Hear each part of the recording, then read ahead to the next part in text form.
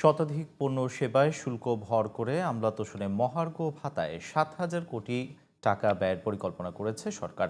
উচ্চ মূল্যস্ফীতিতে সাধারণ মানুষের যখন নুন আনতে পান্তা ফুরায়, ঠিক তখন সরকারের এমন সিদ্ধান্তকে বৈষম্য বিরোধী চিন্তা চেতনার পরিপন্থী বলে মনে করছেন সাবেক আমলা ও অর্থনীতিবিদরা। বিস্তারিত থাকছে নাইম কামালের রিপোর্টে।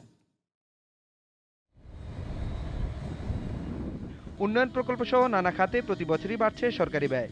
বেতন ভাতা, ঋণের সুদ পরিশোধ এবং মহার্ঘ ভাতা সংক্রান্ত খরচও বেড়েছে। জাতীয় বাজেটের বেশিরভাগই খরচ হচ্ছে পরিচালন খাতে। ঘাটতি বাজেট থেকে বের হতে পারছে না সরকার। ফলে বাজেট ঘাটতি মেটাতে বৃদ্ধি করা হয়েছে শতাধিক পণ্য ও সেবার উপর ভ্যাট ও সম্পূরক শুল্ক।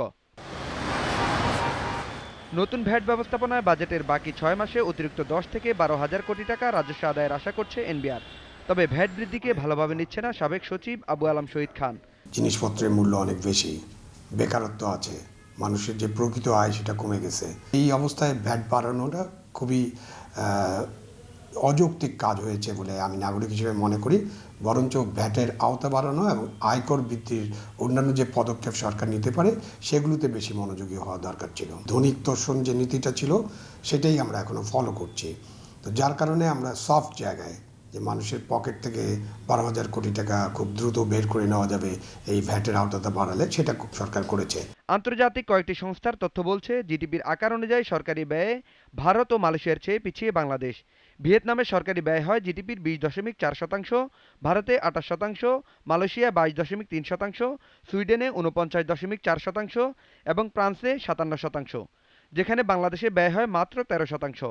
ঢাকা বিশ্ববিদ্যালয়ের অর্থনীতি বিভাগের অধ্যাপক শাহাদাত হোসেন সিদ্দিক বলছেন, সরকারি ব্যয় বাড়ানো দরকার, তবে জনগণের ওপর ভ্যাটের বোঝা চাপিয়ে নয়। ট্যাক্স জিডিপি রেশিও বাড়ানোর একটা তাগিদ রয়েছে আইএমএফ থেকে, কিন্তু বিষয়টা কিন্তু ভ্যাট বাড়িয়ে ট্যাক্স জিডিপি বাড়ানোর বিষয় না। আপনি ডিরেক্ট ট্যাক্স, প্রত্যক্ষ কর বাড়িয়ে কেন করছেন না?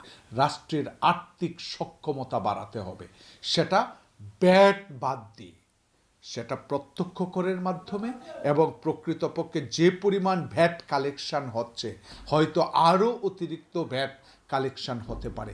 অতএব সেই জায়গাগুলা খুঁজে বের করা। সরকার কেন শতাধিক পণ্য ও সেবায় শুল্ক কর বাড়িয়ে মানুষের পকেট থেকে 12,000 কোটি টাকা বের করতে চাইছে, অন্যদিকে মহার্ঘ ভাতায় 7,000 কোটি টাকা ব্যয় করার চিন্তা করছে, সেই প্রশ্ন এখন জনমনে। Naim Kamal, GDP news, Dhaka.